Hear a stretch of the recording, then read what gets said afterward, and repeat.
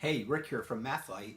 And we were working in pre-algebra class today. So I teach pre-algebra, algebra 1, algebra 2. And I'll rarely, almost never call students up to the board. And mostly it's a time thing for me. There's only so much class period you have and so many things to accomplish. Our students will work problems, but they'll usually be working them at their desk, and everybody will be working on the problem at the same time. I found out today that at times it's valuable to have those kids up at the board. So here's what happened. We were working on scientific notation, and some of the kids were getting the concepts no problem. Others were struggling a bit. I thought, you know what? We need to do a few extra problems. And so I wrote a problem, asked for a student to come up to the board, and they came up to the board, did the problem well, perfect. And through their example, we were able to help a few more kids out, a little bit more understanding. So let's do another one. So I put a problem up similar to this. So we're working on scientific notation, and of course, I had taught them the steps. And the steps are mechanical, right? Write all the non-zero digits and any zeros in between. So the kid that came up to the board, he did that. So what does he write? He writes 3, 4, 0, 8. All right, great. And I teach them, of course, hey, put the decimal point after the first digit, and he puts the decimal point there. And I teach him, okay, now you want to write times 10. So he writes times 10.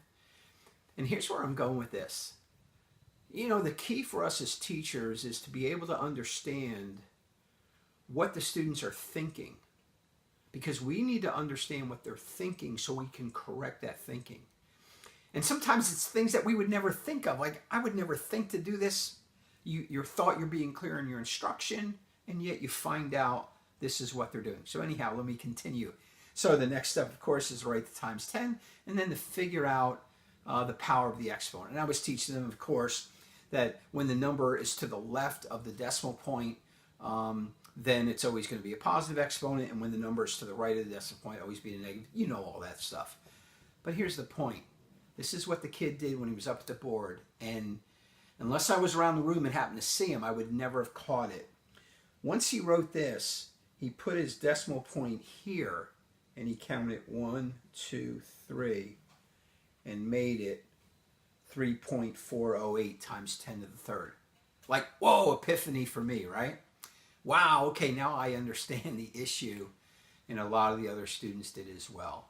And of course, we all know that that's not the way you do it at all. You got to go back to the original. I was able to explain to him, hey, you got to go back to the original. It's the original where you're counting. You know how to do the problem. And you know the proper exponent. But in case you're wondering, it's going to be what? To the 6th power? Of course. Here's the point of the video, and here's the point of this concept. Hey, we need to find out from our kids where their error is. And if we can find out where their error is, then we can correct it. Now, how do we do that? Calling up to the board, maybe that's not always the answer. I don't think it is. We have to somehow figure out a way to get our kids to open up. Now, I do a couple things with that.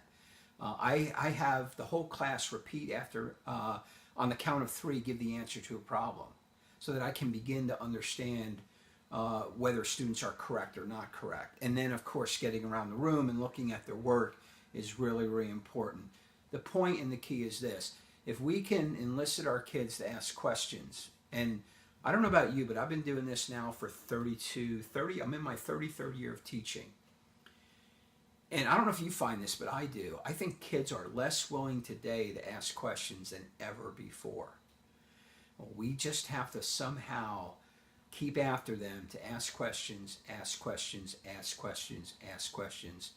Because it's when we begin to see what they're thinking, it's then that we're able to come up with a strategic attack and approach to take care of their exact issue. And isn't that the key in math? It absolutely is. All right, Rick from MathLight. Hope that's been a help to you.